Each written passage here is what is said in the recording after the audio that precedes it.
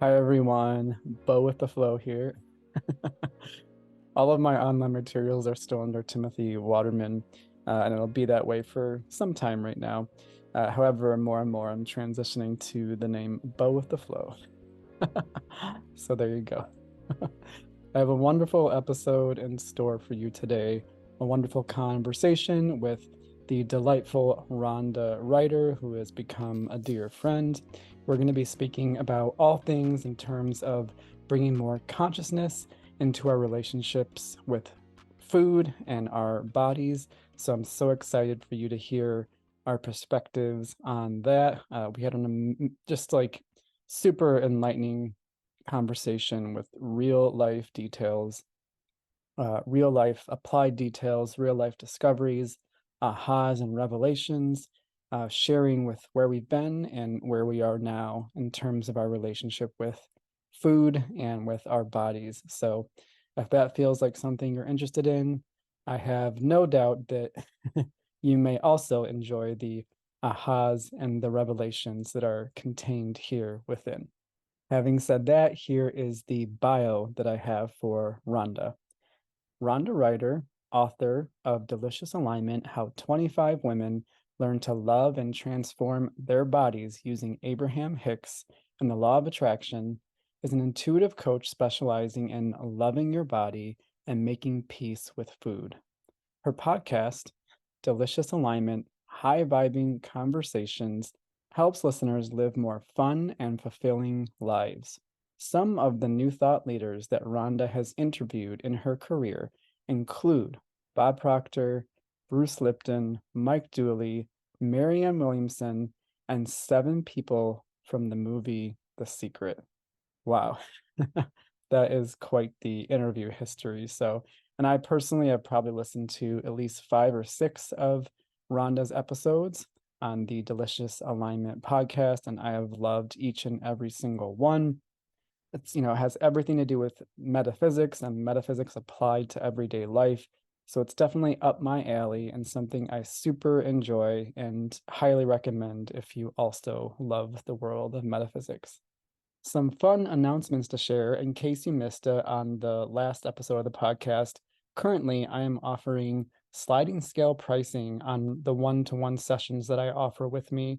So that goes for both the personal breakthrough sessions that I offer and also my channeled one-to-one guidance sessions. So if you are interested in one of those, please feel free to email me.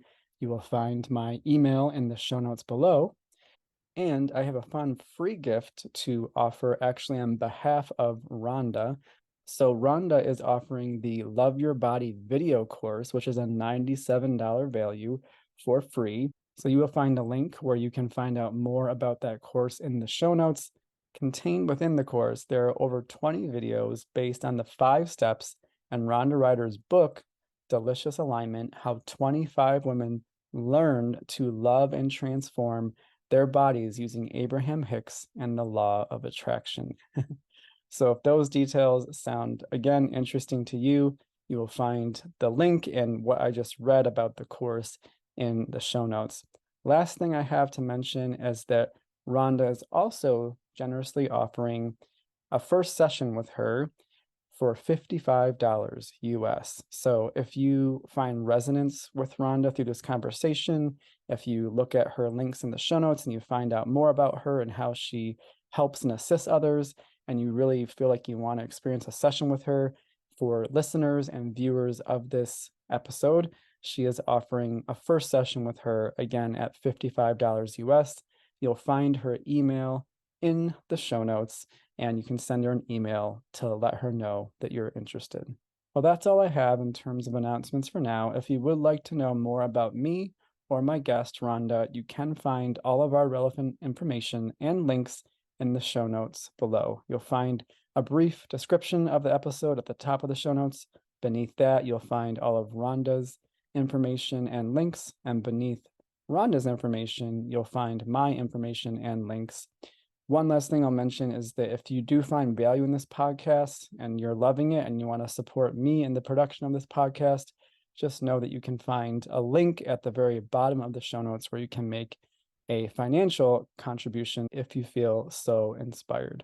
There we go. That's what I have for the intro today. So now, without further ado, I will roll into this conversation with Rhonda Ryder. So here I am with Rhonda Ryder. It just feels like fun to be here. It's a fun story about how I ended up here with Rhonda, which I may share in a few moments, but it's just all been perfect. It's all been synchronous. And we're going to be talking today about the relationship with our body. As you know, on this podcast, it's called the Restore Yourself podcast. And though I personally feel that we're consciousness experiencing a human body, it's like the body is definitely still a big part of the equation. It's here, it's happening, we're aware of it, we feel it, we have a relationship with it. And so, and there's just a lot of like conditioning that I feel that many of us were probably exposed to, especially in Western cultures around the body. And then there's this whole conscious journey that we can go on where we can start to shift and change that relationship based on the relationship that we want to have now, just like in any other relationship. So that'll be the gist of the conversation today. Rhonda Ryder is an intuitive coach. She's the author of a book called Delicious Alignment, and she also is the host of the Delicious Alignment podcast. And I've probably listened to like 5 or 6 episodes right now. Easy, fun, informative conversations in the realm of metaphysics and energy and law of attraction and things like that. And I've been loving the guests that she's been having as of late. So definitely recommend the podcast. With all that said, welcome, Rhonda Ryder. Thank you. Thank you, Bo, for having me. Appreciate it. Yeah, no problem, no problem.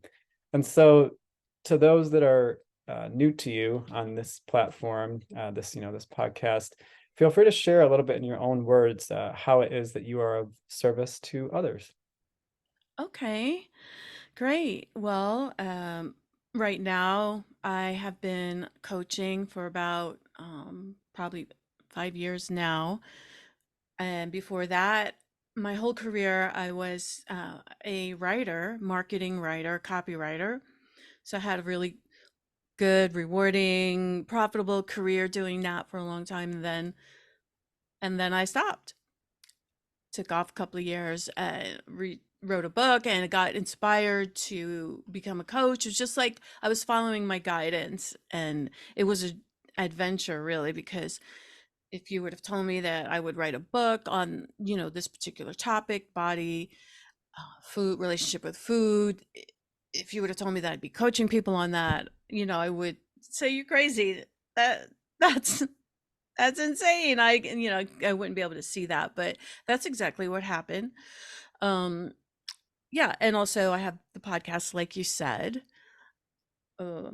Now I'm coaching people. I'm doing the podcast. I started out coaching mostly on helping women and men learn how to love their bodies at any size, make peace with food, celebrate food, um, find food freedom.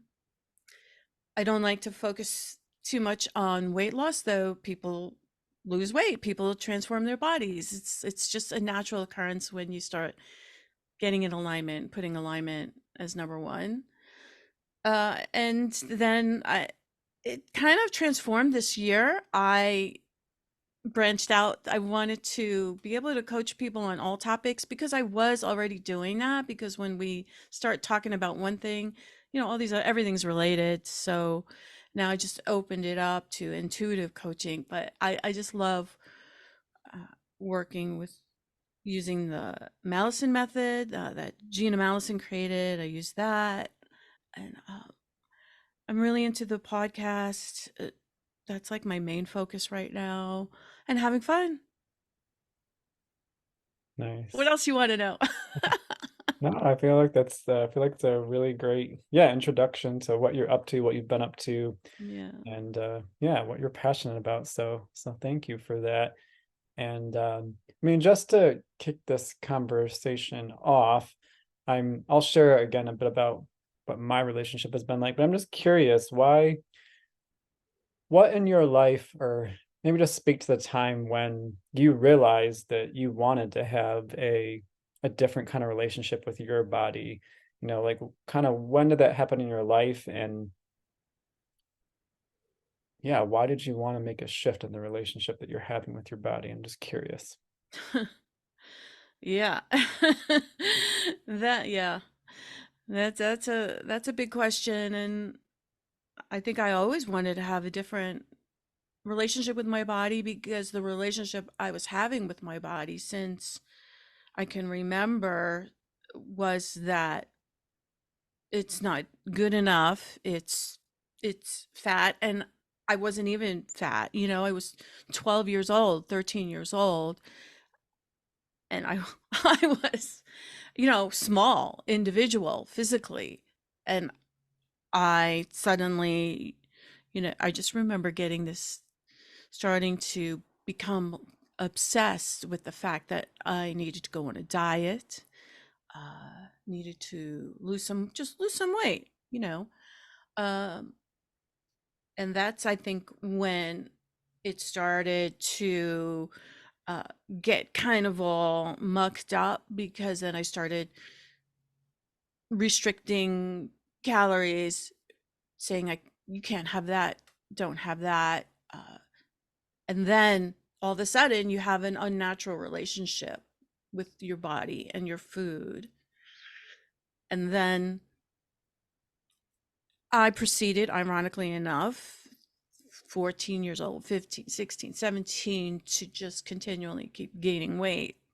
The more once I started dieting, I started to gain weight. I never had um, even thought about it before then.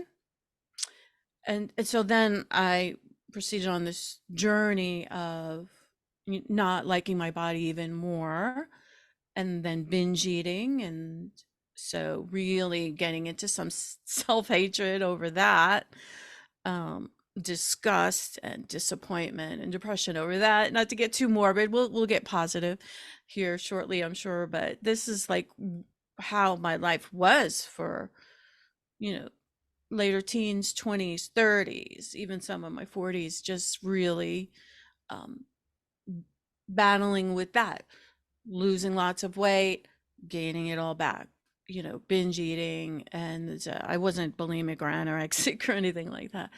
I laugh because, yeah, nobody would have accused me of being anorexic, but yeah, that's kind of how it was. So I did want, always desired a better relationship with my body, where I could love it. I always wanted to love it, you know. Gotcha. Yeah. Gotcha. Well, thanks for sharing that, that context, that part of the journey. Uh, was there anything that made a big difference in terms like of that helped you really begin to shift the relationship? Has it been a number of things or like something that really just helped you really see yourself in a new way? I'm just curious what started to make the difference for you. Yeah, absolutely. I started listening to Abraham Hicks, um, over 20 years ago. And so that started to help me realize a lot of things. I still struggled with it. And then about 5 years ago, I, or maybe it's more now, but I received this nudge to write a book, um, about what Abraham Hicks says about loving your body, because I genuinely wanted to learn more.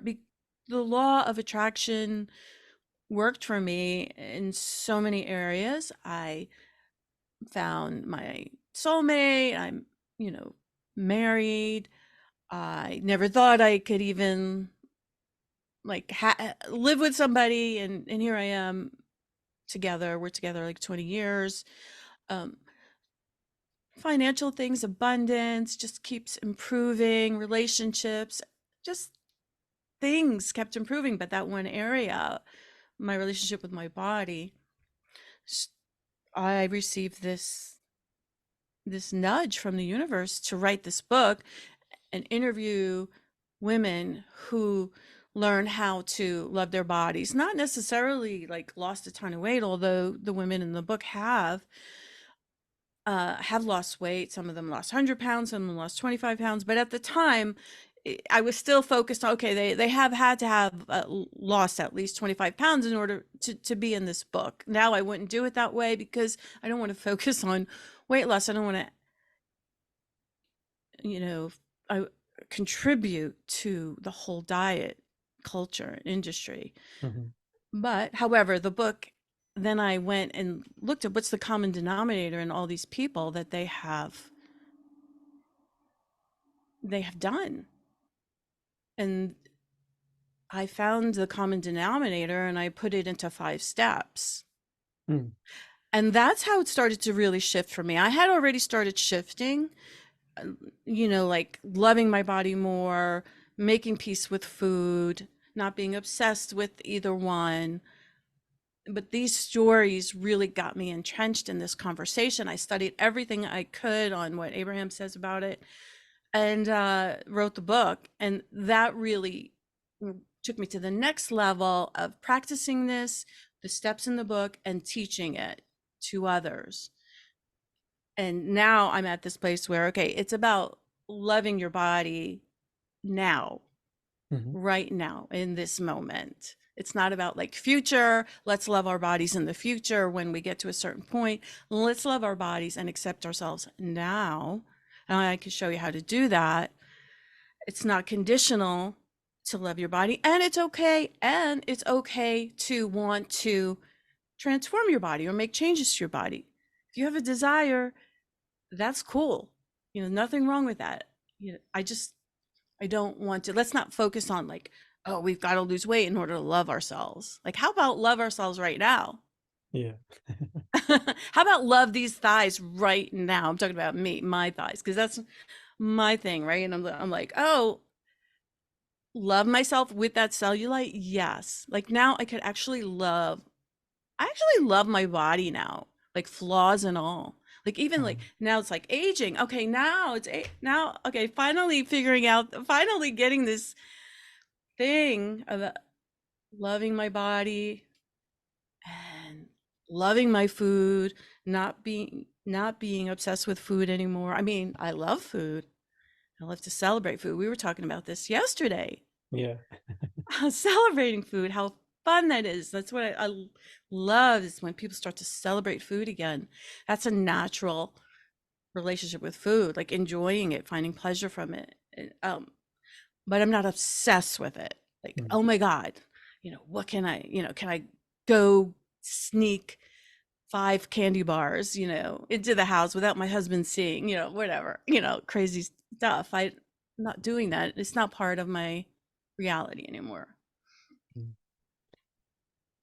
Wow, yeah, it sounds like writing that book was definitely like a pivotal point, having those Yeah. conversations, reflecting on what you took away from those conversations, and then like you said, starting to really, contemplate, reflect, and start to embody that. So, uh, and I love that you touched on not making a future based experience, like I'll love myself when, like putting it off, because it's like we only ever have right now, like this moment that we're in is like, it just keeps being this moment, but the moment changes, the moment, there's more daylight, in the morning than there is at night, but it's like it's this one moment, that we're always in. And so it's like the only opportunity to bring love to our experience, all of our experience, including our body, like, is right now.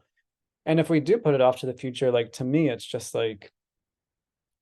almost like throwing an aspect of our life away, because it's on the table right now, but it's like, the love is here right now.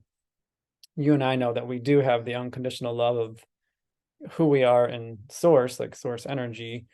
But then we also have the free will component to love ourselves or not, love our body or not. And so like if we choose to like say, no, I can't have that love for my body right now, to me it just feels like we're leaving something on the table that we could be experiencing right now.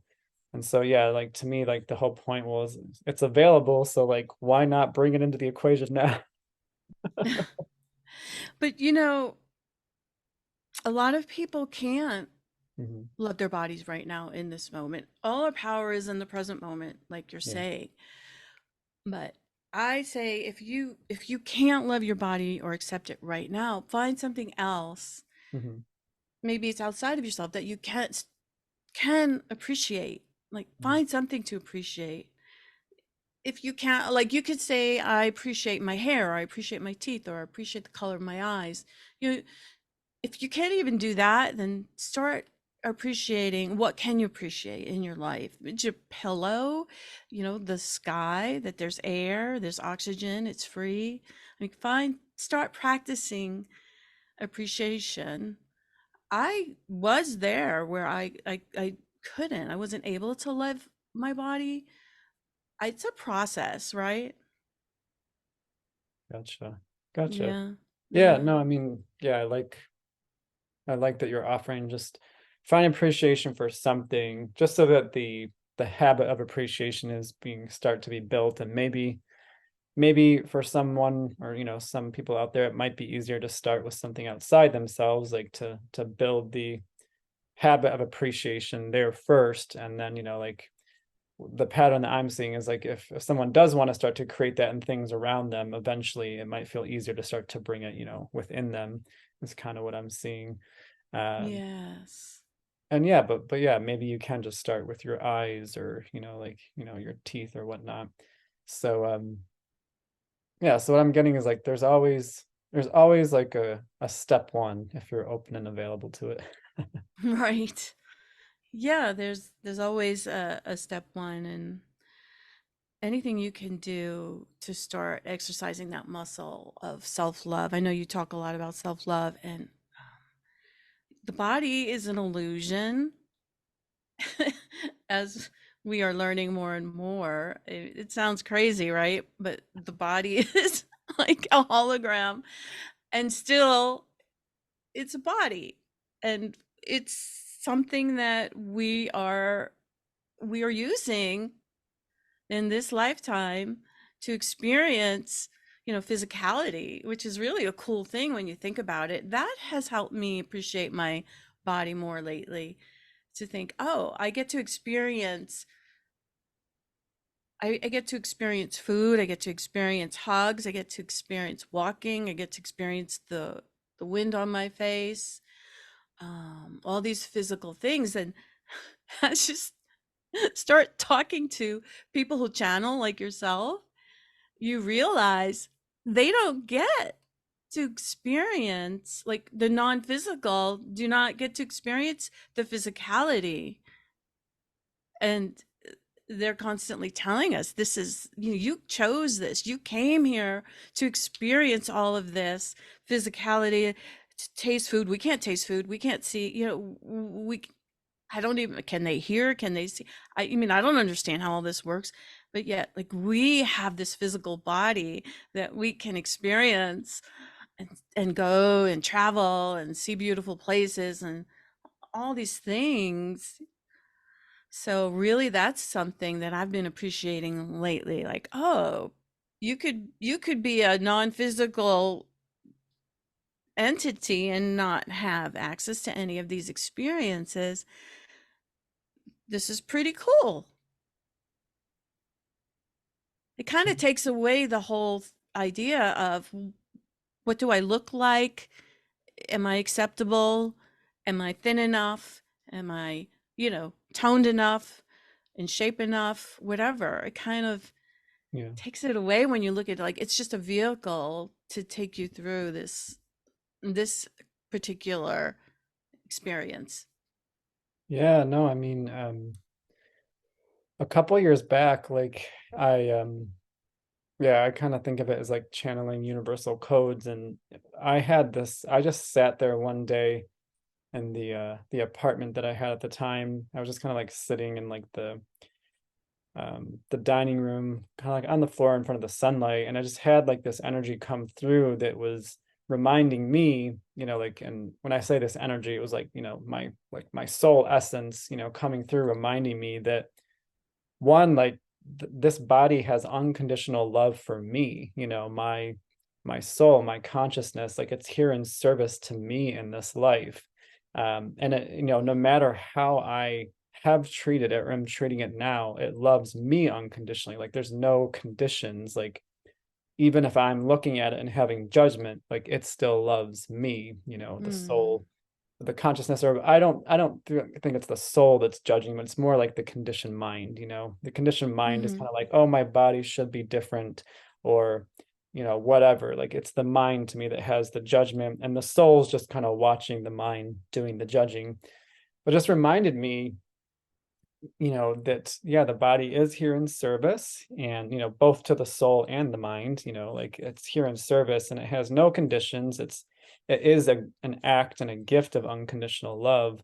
And it really helped me see it through that lens, which to me was really powerful in that moment. And I kind of was like intuitively led through this process of kind of like making up with my body in that moment. It was kind of like, Hmm. hey, I'm so sorry that I've been like judging you. I'm Yeah. so I'm Yeah. so sorry that I've been telling you that you're not good enough. And I'm so sorry that I have put all these like really intense like pressures on you. And because a bit about my background, I haven't shared too much in this conversation about my background, but I was like, things that I used to experience to what's the word, quite an intense degree, which I don't really experience that much anymore, is like, like perfectionism. And I thought I had to achieve to prove myself. And so like I would like, and I would exercise really heavily, was always trying to be that perfect everything. And so I would kind of like exhaust my body a lot, Hmm. like I would like push it to exhaustion. And, in exercise, there was injuries, and, professional or career endeavors, there was like just exhaustion and burnout. And in those periods of my life, I just didn't appreciate my body, for the gift that it Hmm. was. And then it was just through like a deeper relationship with, my soul, and just listening more deeply to the teachings of my own soul, that I was able to start to, for one, stop living like that, stop pushing myself to such extremes, which weren't doing my body good or my life good in general. And then it, eventually got to that part where it's like, don't you remember, like your body is a gift to you, like you were saying in this life, your body Hmm. is here, yeah, to let you run around on the earth and to play and to experience food and hugs and all these other things. And um, while you were talking, I kind of smiled, because I know you and I have both heard Frank Butterfield say like, you have nerve endings and they're delicious. Like, something like Frank often like says in his materials is that, like, you have nerve endings and they're great.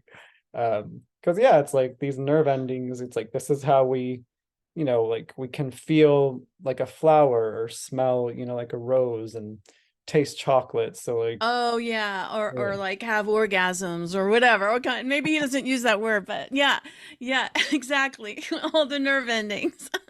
So it's like Yeah.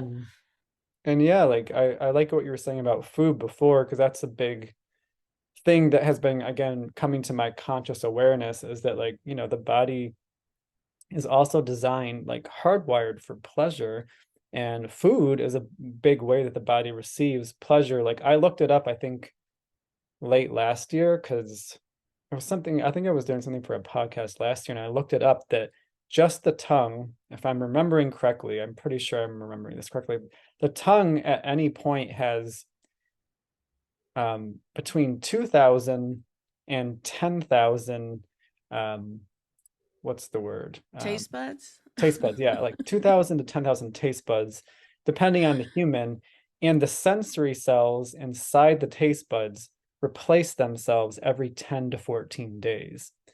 And what Mm. that said to me is that like literally every 2 weeks, you're not even tasting food the same way, because like you technically have all Oh. new sensory cells inside your taste buds. And there's between two, and that's just the tongue. I was like, dang, like this body is like hardwired to receive delight and pleasure. But are we allowing that? Like, are we, when we eat, are we allowing like the exquisiteness of the flavor? And are we even thinking about our meals in that way? Is it like, oh, I have to eat blah blah blah blah, or is it like, what would be like the best thing for my tongue right now? Like, what would my taste buds love, you know? Which is now what I lean into. Like, I literally ask that question, like, what would my taste buds be like Mm. delighted by? So it is a shift. And I like that we naturally found our way like into the shift, because it's like it really is the way that we're looking at it all, right? Well, yeah, and food, celebrating food, all of that. I have to tell you, many people that I have worked with, when I say, okay, you're going to follow your intuition this week, right? And just as far as like what to eat, practice following intuition, asking your body, like developing a relationship with your body. And many times they have a look of terror in their eyes because they haven't done that in 40 years, right? They have been following a structured food plan. Somebody else told them what to eat. This is some people, right? Some people, not everyone, but this is the way they've been living for a lot of people. Let's face it, a lot of people. This is the way they've been living for 10, 20, 30, 40, 50, 60 years, is following a structure that somebody else said, eat this. So when I say, okay, yeah, intuitive eating, follow your body, listen to your body, and they're like, what? What am I gonna do? What am I gonna eat? Oh, they're like freaking out. And so then we have a whole conversation about that. But it's like, yeah, imagine listening to your body, like you just said. What? Oh, hello, taste buds. What do you want today? What are you hungry for today? Or like oftentimes, even this morning, I go down, I stand in front of the refrigerator, and I'm thinking, what do I want? What do I feel like having? And I listen to my body. I ask my body, what do we want today? And it's like, yep, I want the smoothie. Again, yep, want the smoothie. Okay. With the flax seeds and the berries. Yep, we want that. Okay, great. Like I just have a craving for it. I want it. And it feels good because it's got my MCT oil in there and all kinds of, like, oh, this is good for my body and my brain, and it feels good. But it's like, oh no, we want bacon and eggs. Okay. It's like listening to my body and developing a relationship with your body. So many of us, especially, when we've gotten into the diet culture world, we totally lose a sense of what it is that our bodies even want. We stop trusting our bodies because we've been taught you cannot trust this body. This Mhm. body will lead you astray. This body will have you eating sugar and junk and get bad cholesterol and all. So we have all these things in our head and get fat and da da da da. And I'm afraid of that. So it's just all how we've been conditioned, and just to let go and start developing that relationship with your body again and trusting it is it's a beautiful thing to watch, to witness, and to see myself go through it, see others it's like when you see someone celebrating food for the first time in 30 years, like a grown ass woman celebrating her food for the first time in 30 years, you know it's like, to me, it's like the angels come out and sing, and it's just like, I love it. I want to just like have a Mhm. big party because this person is allowing themselves to celebrate food again. Mhm. Yeah, no, yeah, I can imagine that must be really delightful to be able to Yeah. be witness to such yeah, transformations, and people allowing themselves into delight again, and finding trust with their body, their intuition. Yeah, yeah, I have no doubt, just because I know what it's like to see people have amazing transformations in the work that I do, in other aspects of life. And still, yeah, it's Yeah. very rewarding to watch someone like just their energy shift, it's all of a sudden it's Yeah. different and they're feeling good, they're feeling better. Like, yeah, it's Yeah. pretty, And it goes back and forth. I mean, it's not like, I mean, it'd be great if it just changed and that was it, but yeah, then it's like you take 5 steps forward and then sometimes you take 3 steps backward, but it's a process. It's an unfolding. I mean, I'm still going through it. But when you think about it, most people when they're children, they don't have any issues with food for the most part, right? They get excited about something maybe that they're going to eat, or they don't. They're hungry and they want that and they eat that, or they're allowed to eat that, whatever. yeah, And it's just like on to the next thing, right? yeah. After that, like that was really good, but then it's like, well, on to the next thing. That is like a natural God-given relationship with food. I mean, I've definitely like I've noticed that because I have a lot of nieces and nephews that are, like still pretty like, 2, 3, 4, things like that. And yeah, I just watch how like at a birthday, like one of my 2-year-old's nephew, when he hears that we're having cake, it's like, oh, cake, cake. Yeah. And then, Yeah. there's no as he's like, as he's, like, using his fork to eat the cake, you can just tell like there's no judgment in this experience. Yeah. Yeah, There's not whole lot of going on about it. It's like, it's cake, I want some. yeah, it Now tastes I'm good. done and I move on. Yeah, And exactly. yeah, what's that like, right? I mean, for me it was like cake. Oh my God, cake. Can I even go to this event because there's going to be cake there? Or oh my, oh, I just ate a slice, but I want more. Now I want more, but I can't have more here. I'll have more later, when I get home where nobody's looking. Like that was a secret closet. Secret eater. Gotcha. My husband would say, "You eat like a bird." I'm like, "Yeah, that's right. I do." Well, I mean, yeah, it's definitely, yeah, for me too, it's been like an unfolding, it's been a process. And uh, I feel like a big part of like the conversation that we're having right now, because I know there is the whole thing where a lot of people deal with like feeling like a lack of control around it. And I totally get that experience. I understand that that is like an experience that people have.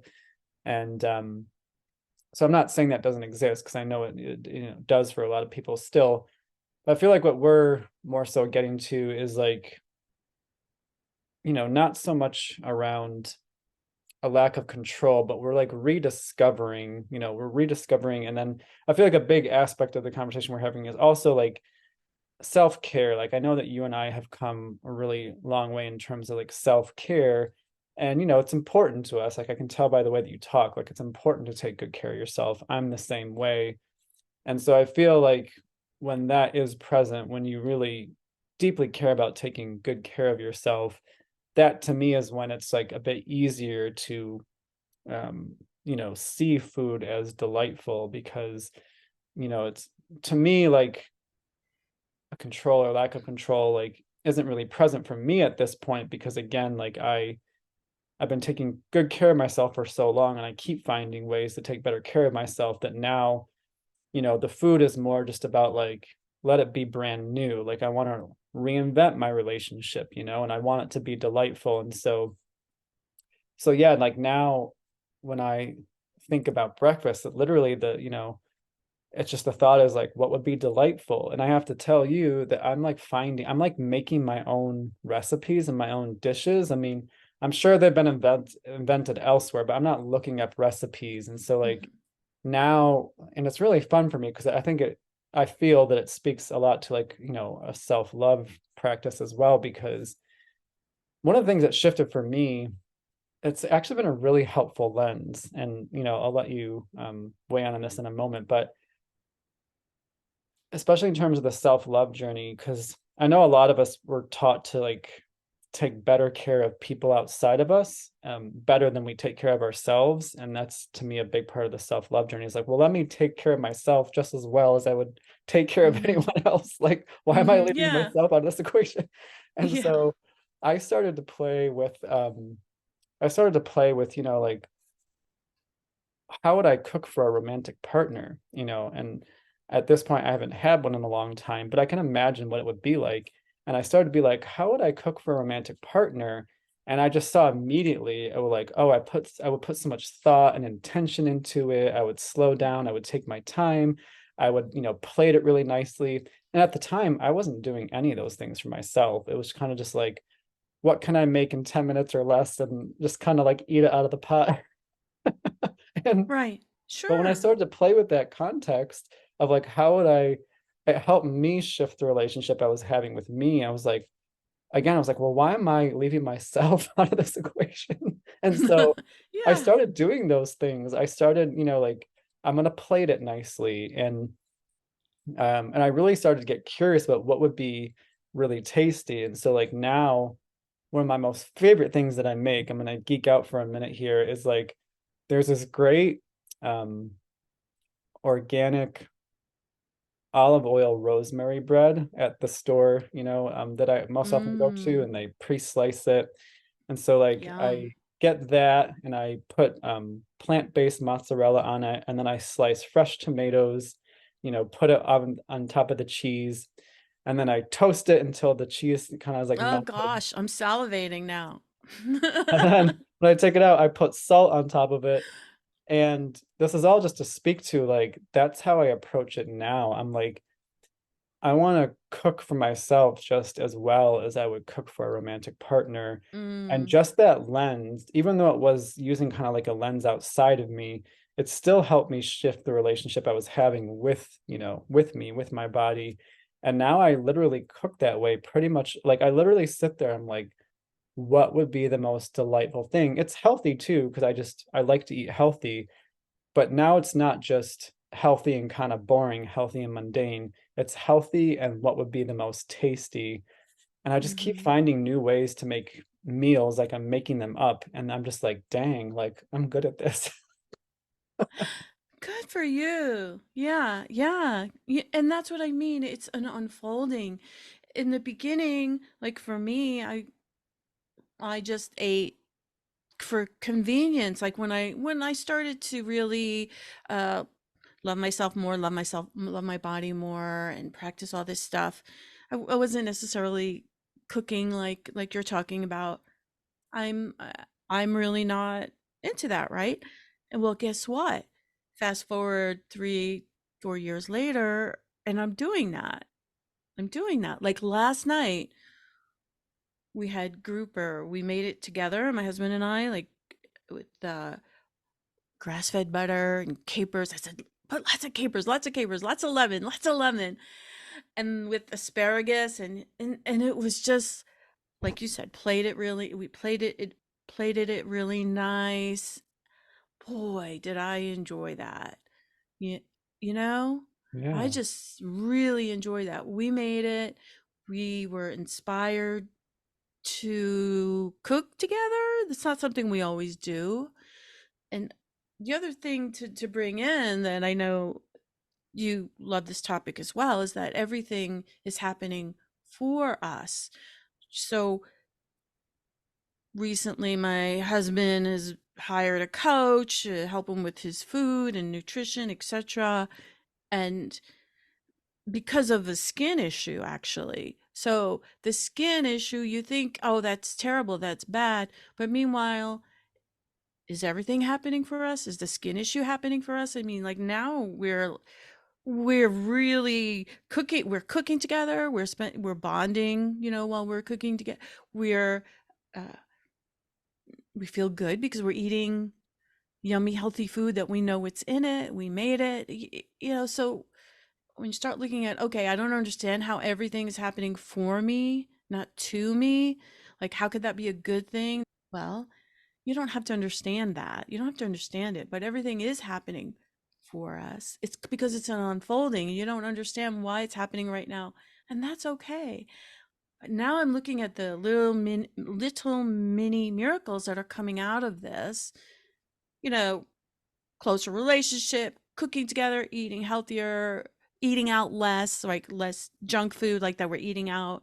And not that, Abraham says there's no good or bad food, all of that.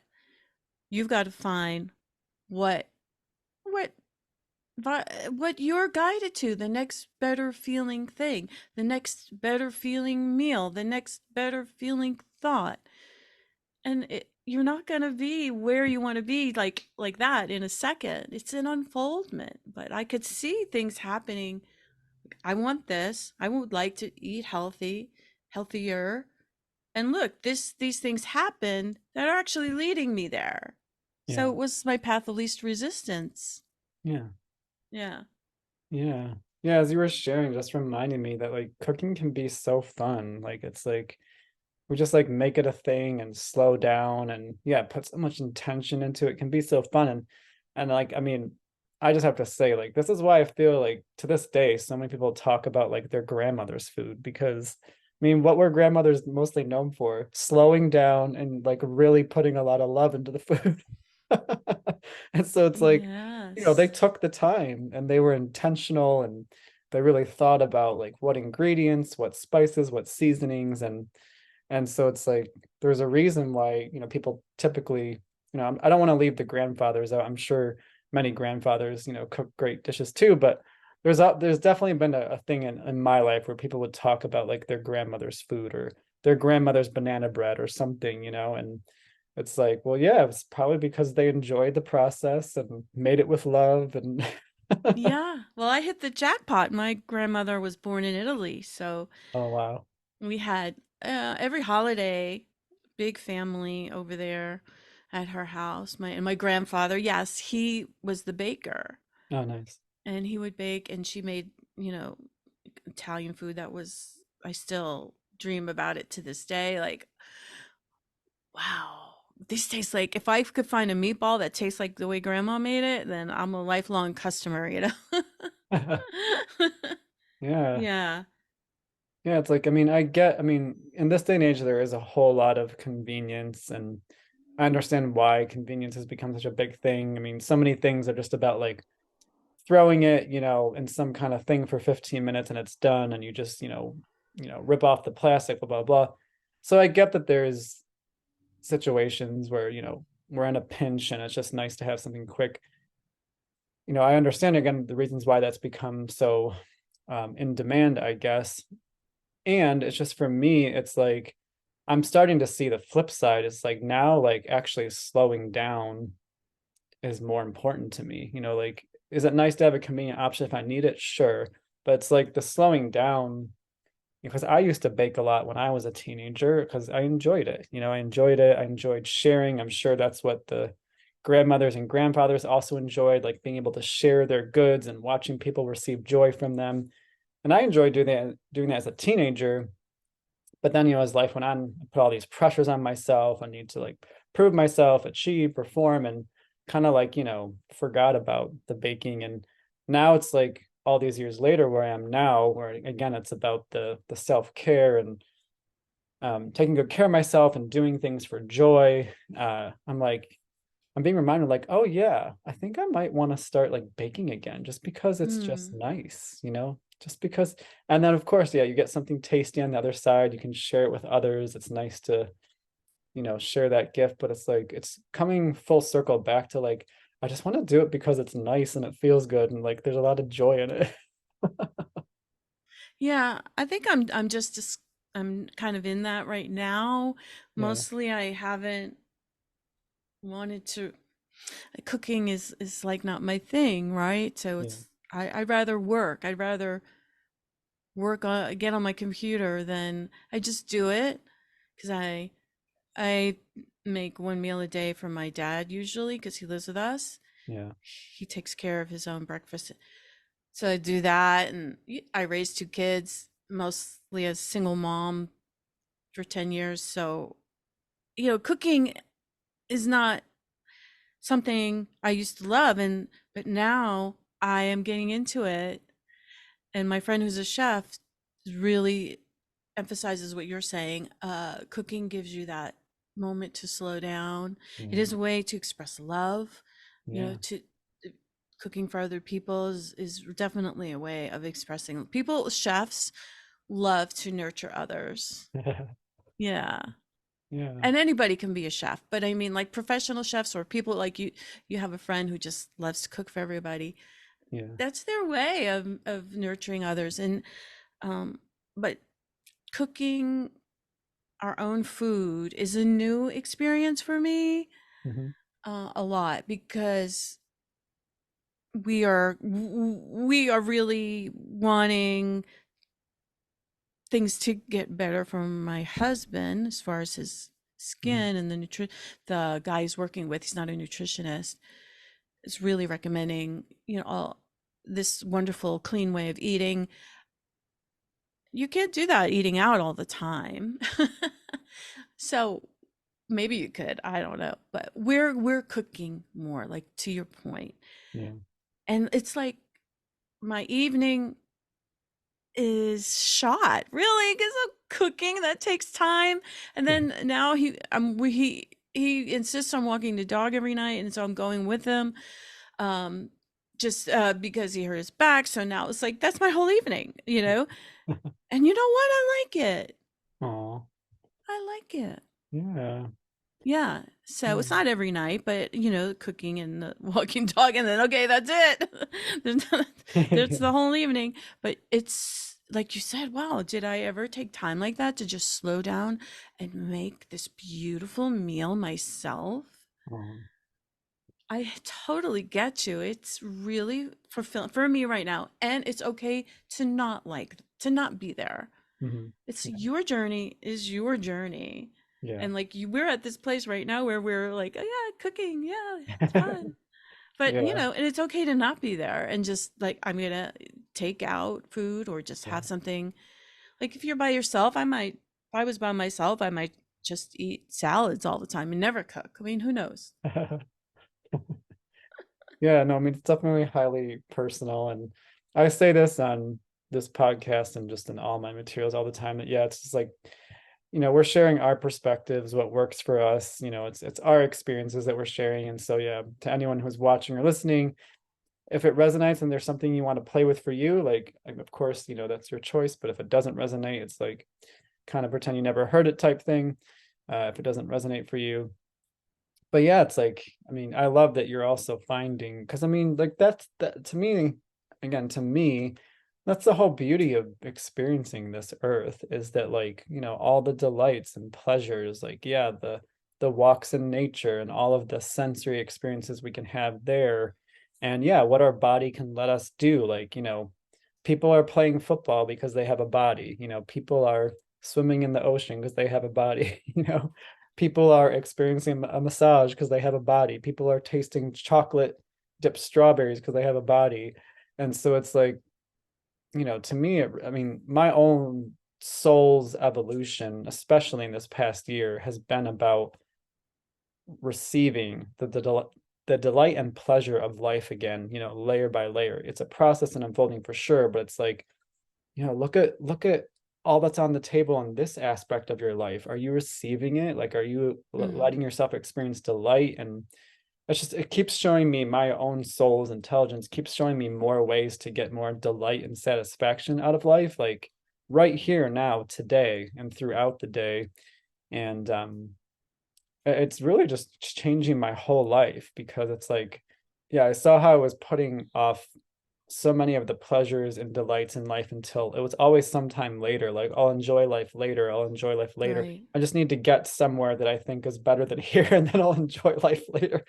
And my own soul's intelligence has been like, there's delight for you to receive all day long, every day, if you're open to it, if you'll allow it for yourself. And as I've leaned into that, I am just so much more like, yeah, I can have an amazing breakfast, like I can do things nice in my room, like, light incense more and, experience the delight of the incense and spray like lavender mist on my pillow. Like, there's so many ways to like just take good care of ourselves and delight. And that's what especially the past year has been about for me, just what I keep receiving from my Hmm. own soul's guidance. And I'm just like, yeah, there's all kinds of delight here now if I'm open to it. And a lot of it has to do, I mean, all has to do with my body, because my body's the organism that's receiving the delight and pleasure. So, um, So yeah, it's nice to see it through this lens, I have to say. It's like it feels nice to be able to see it from these,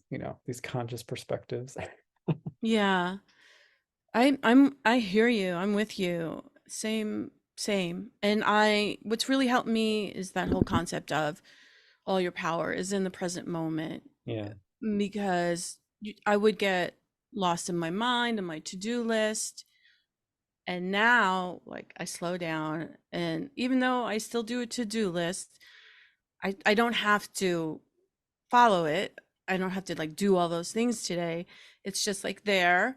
However, I go, well, what do I feel like doing now? I mean, if I have a free 2 hours, free 3 hours, whatever, it's like, well, what do I feel like doing? What would feel better? And sometimes like nothing. Like I just want to Yeah. sit here and look out the window and Yeah. just quiet down. Yeah. Or I want to take a walk, or, well, I've got 10 things on my to-do list. I should do those. Nope. Nope. No shoulds. You just do what would feel better Yeah. right Mm. now. And there's that, because they're like, you're right, there is no later. But Yeah. to really, I think I've in the last couple of years, I've really understood that on a new level. Like there is no later, Yeah. because it's hard to comprehend that, with the human brain. Like, okay, yeah, great. All your power is in the present moment. There is no later. But that's kind of difficult for me to understand, like how does that really work? I mean, that's really BS. I mean, is it really like there is a future, there's a past. Come on. Well, no, not really. It's all happening at the same time. How does that even work? Well, but when I kind of like got it on a more all encompassing, Yeah. visceral level, that they're real. Oh my God, this is really true. Like Yeah. there is no later. Yeah. There's only now. So nothing really matters except what I'm feeling and thinking right now in this Yeah. moment. Yeah. And like what you're putting off or receiving right now, it's like, Yeah. I mean, it's just empowering to see that way. Either you're putting off joy and delight and fun of your life, you're either putting it off or you're saying that you can have it now. And it's not right or wrong either way. It's just a choice. But it's like you said, which one feels better? And I know for me, the joy, the delight, the pleasure right now, it's like it's good. Yeah. you know? Right. And so even with food, it just somehow helps, because I'll say to myself, well, Rhonda, if you really want it, you can have it. Like maybe there's something downstairs in the fridge and I keep Mhm. thinking about it. You, Yeah. you know, like, oh, but you, even to this day, oh, you Yeah. shouldn't, it's late. And then finally I'll just go, oh, wait a minute. You can have it. You can have it. You can go there and go for it. If Yeah. you really want it, have it. Yeah. And then that like takes all of it, like, oh, I don't really want it right. I'll have it tomorrow. Maybe I'll have it tomorrow. Yeah. Like I just like something about being in the present moment is so powerful that you can just focus on that thought. You don't have to think about the future, and just what is it you're thinking and feeling right now? Yeah. And how can you just what's a little bit better? How can you feel a little bit better or think a little bit better Yeah. thought? And when it's concerning food, if it's something about that you just ate and that you find that you're judging yourself for having eaten it, again, in that moment, slow down time. Yeah. What are you thinking right now about what are you judging? What are you saying to yourself? And because it's so automatic, we don't even know. We're not even aware of what we're thinking. We're just so used to this automatic critical voice that says, why did you eat that? You're bad. You're never going to lose weight. You're always going to be fat and ugly, whatever.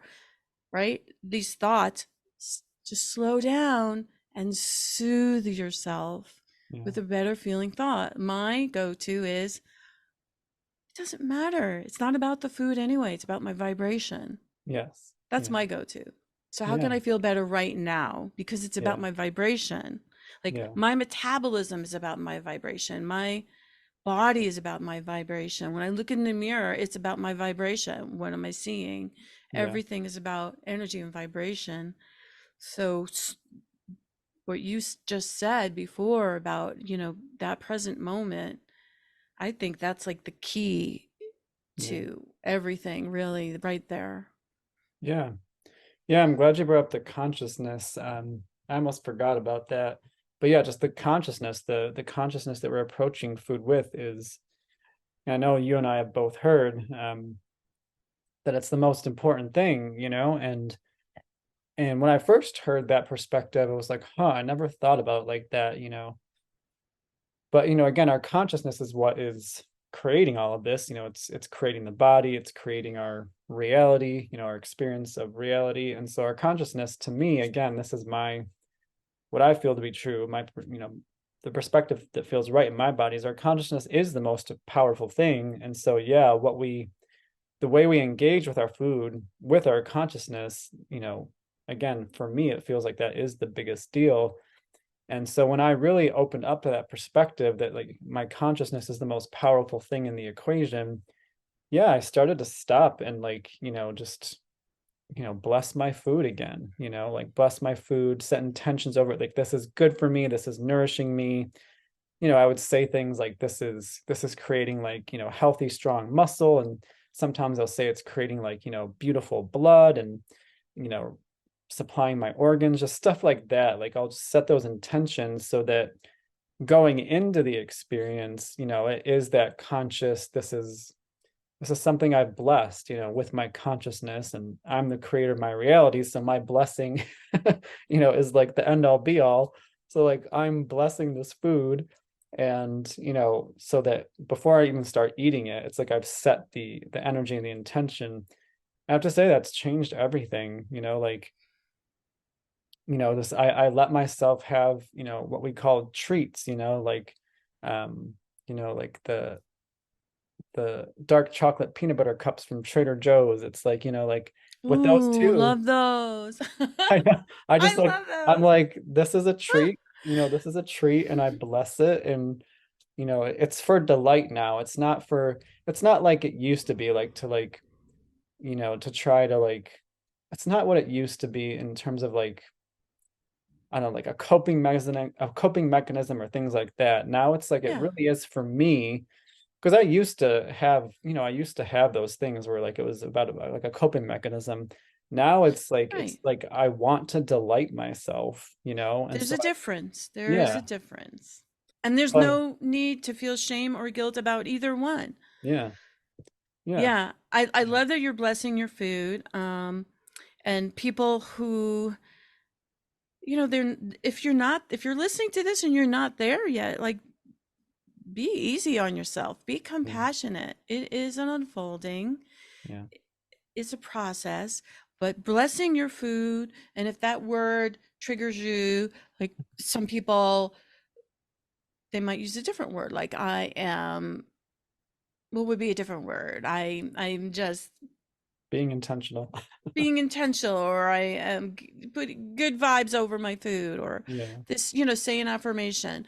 But blessing your food, I just love that yeah, because you sit down and whatever you're eating, whether it's chocolate peanut butter cups or it's, it's this beautiful salad, it, like blessing your food yeah, is just a wonderful way because it just gets you right. Again, everything's about your consciousness, being in the moment. Your consciousness is in the moment.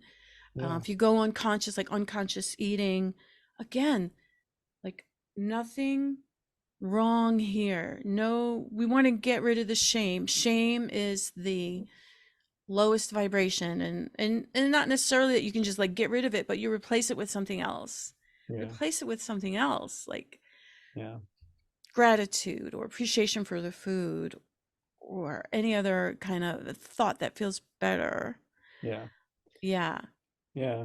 Yeah, like you said, it is a practice, and I know you and I have been practicing it quite a bit, and so that's why we're sharing our experience Yeah. about it all. But thank you for bringing in that no matter where you feel you are in the process, yeah, there's no need for shame or feeling bad about yourself or making yourself a problem. Like, again, these are just perspectives, these are just our experiences, what's working for us, what's helped us shift our relationship with our bodies and our food. So it's just,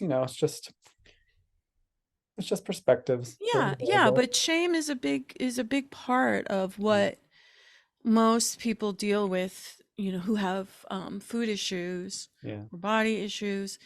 It is shame is a big part yeah, of the experience. yeah, And so that's why I wanted to bring that in there, yeah, because it starts with soothing yourself, like thought by thought, yep, moment by moment, yeah, that I had this. Um, like I know you did have a short bout, well, 2 3 years of anorexia, because I interviewed you yep, yesterday for my podcast.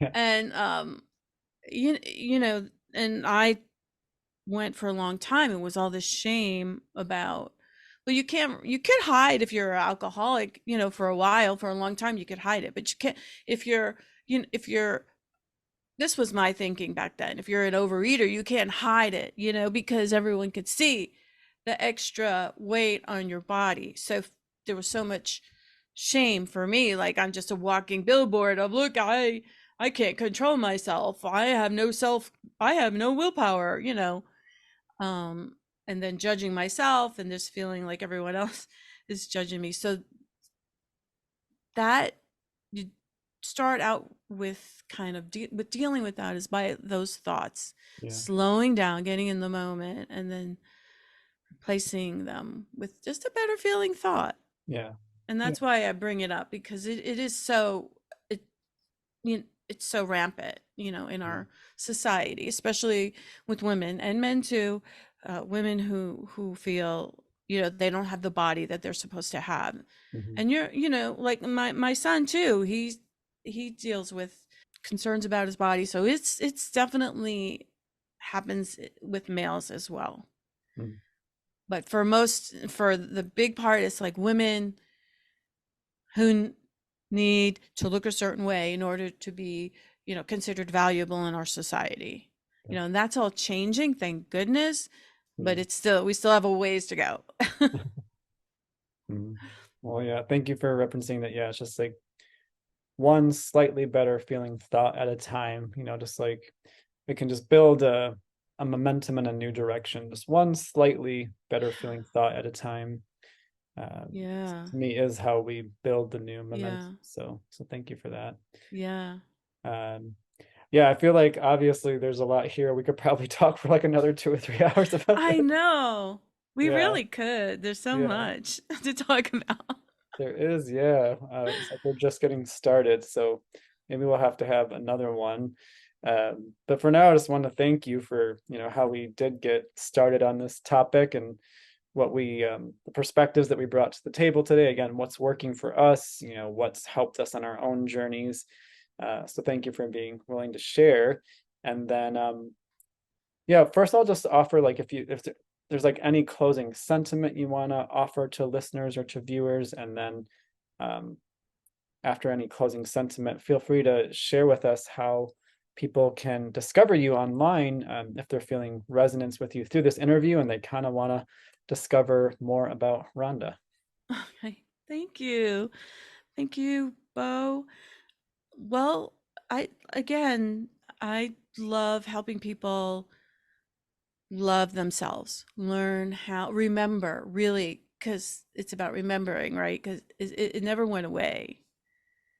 It never went away. So, whatever it is that you are dealing with, whether it's food or alcohol or anything like that, or maybe you're not, still, you would like to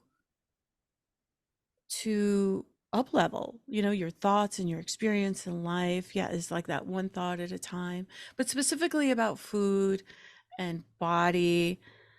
I i just love the fact that it is a journey to remembering who you are. Like, it's serving a purpose.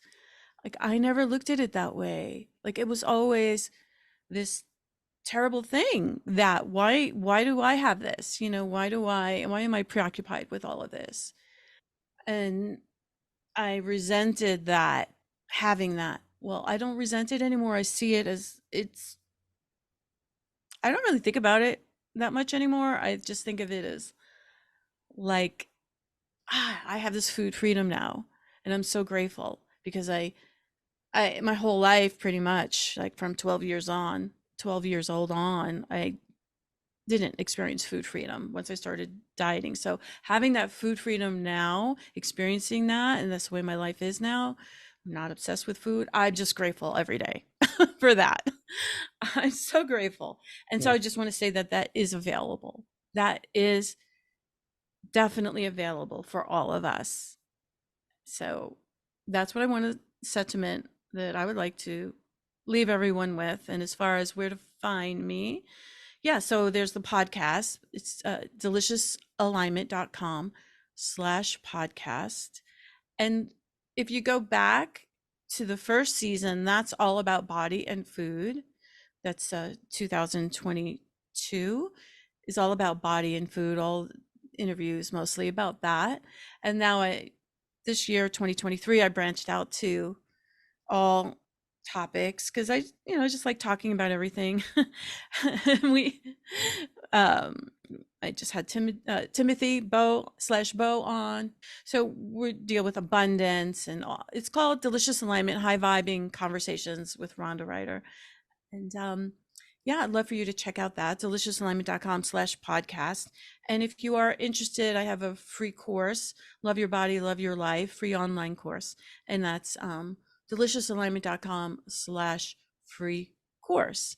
And it's about, it's based on my book, Delicious Alignment. And there are like over 20 short videos that take you through part one of the book.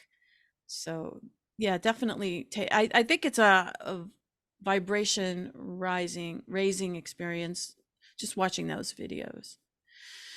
So yeah, and I'm a coach. Yay. Love coaching people one-on-one, and from time to time have group programs. But yeah, that's the most part. I know I'm forgetting something, but you'll find it. Amazing. If Well, yeah, it's meant to be, right, you'll find it. Yeah. yes. Yeah, well, we'll make sure those relevant links are in the show notes. So, but thank you for speaking them so that yeah, people can hear them too. Yeah, just thank you so much. I feel like the closing sentiment that I just want to share is that that's why I named this podcast the Restore Yourself podcast, because to me it's the thing that just keeps paying off, is the relationship that I'm having with myself. It's changing every aspect of my life, making that the most important thing. And the better the relationship I'm having with myself in every area, on every subject, body, food, whatever, it also impacts the relationships that I'm having with others. So yes, I make the relationship with me the number one priority, because everything I do in life stems from that relationship. So, including, relationship with body, how I take care of it, my interaction, my exchange with food. So I would just say, like, that's the thing that just keeps paying off the most for me, is cultivating a better relationship on the inside of me. And yes, that impacts every person that I have contact with. It impacts my relationship with the world. So to me, just like the better I take care of me on the inside, the better everything I do on the outside gets. So that's my closing sentiment.